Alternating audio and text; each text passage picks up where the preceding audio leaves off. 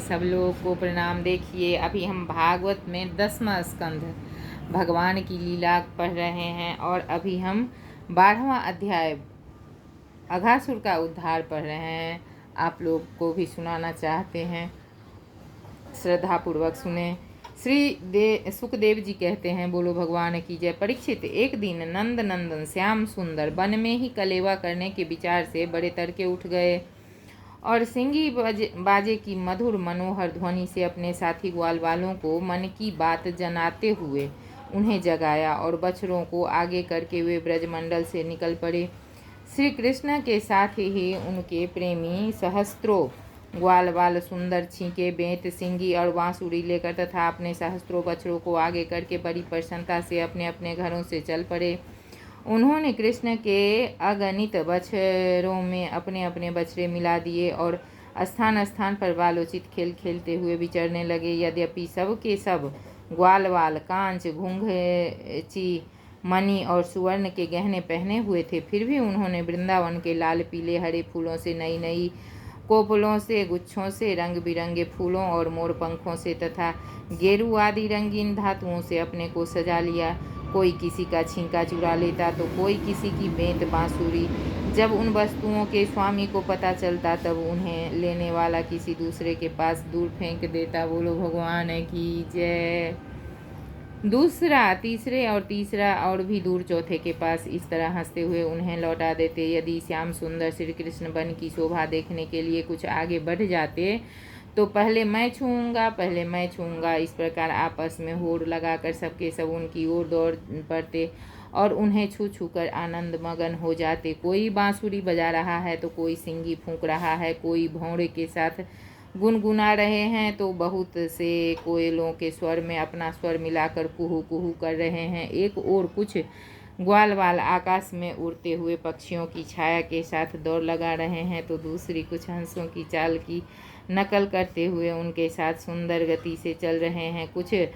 कोई बगुले के पास उसी के समान आंखें मूंद कर बैठ रहे हैं तो कोई मोरों को नाचते देख उन्हीं की तरह नाच रहे हैं। कोई बंदरों की पूंछ पकड़कर खींच रहे हैं तो दूसरे उनके साथ इस पेड़ से उस पेड़ पर चढ़ रहे हैं। कोई उनके साथ मुंह बना रहे हैं तो कोई दूसरे के साथ एक डाल से दूसरे डाल पर छलांग मार रहे हैं। बोलो भगवान की जय। बहुत से ग्वाल वाल तो नदी के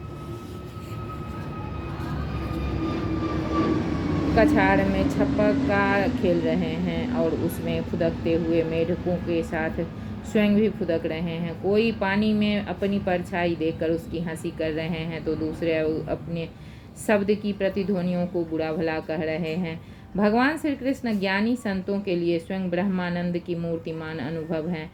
दास्य भाव से युक्त भक्तों के लिए वे अपने आराध्य देव परम ऐश्वर्यशाली परमेश्वर हैं और माया मोहित विषयांधों के लिए वे केवल एक मनुष्य बालक हैं। उन्हीं भगवान के साथ वे महान पुण्य आत्मा ग्वाल वाल तरह तरह के खेल खेल रहे हैं। बहुत जन्मों तक श्रम और कष्ट उठाकर जिन्होंने अपनी इंद्रियों और अंतःकरण को बस में कर लिया है, उन योगियों के लिए भी भगवान श्री कृष्ण के चरण कमलों की रज अप्राप्य है।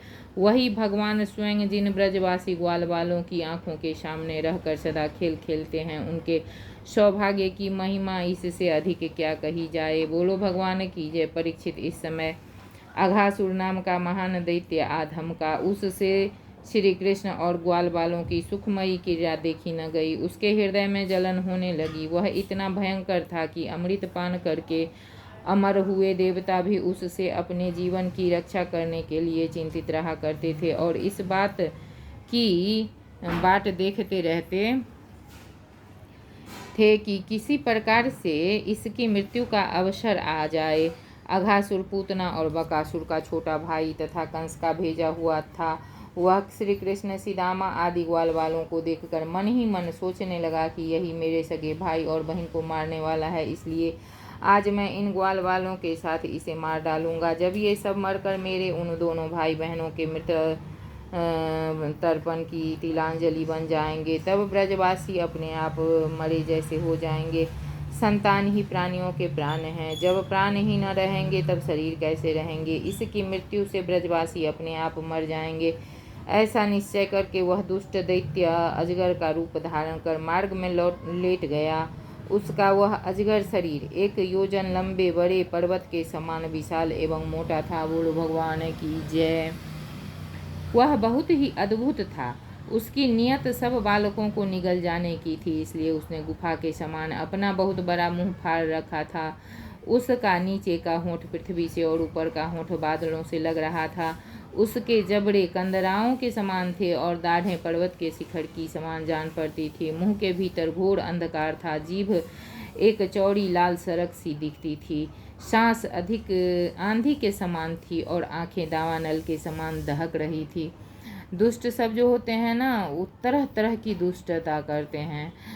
यही इसमें दिखाया गया है कि देखिए, दुष्ट हृदय में, जिसका मन दुष्ट होता है उसके हृदय में तरह तरह की भावनाएं आती है दुष्टता की, और वो प्रपंचवश अज्ञानवश अपनी दुष्टता को दबा नहीं पाता, उससे मुक्ति नहीं पाता और दूसरों को परेशान करने की सोचता है। यहाँ ये दिखाया गया है कि दुष्टता मनुष्य में हो, किसी भी जीव में हो, तरह तरह की प्रपंच रचता है और उससे वो मुक्त नहीं होता, बल्कि और बढ़ ही जाती है दुष्टता।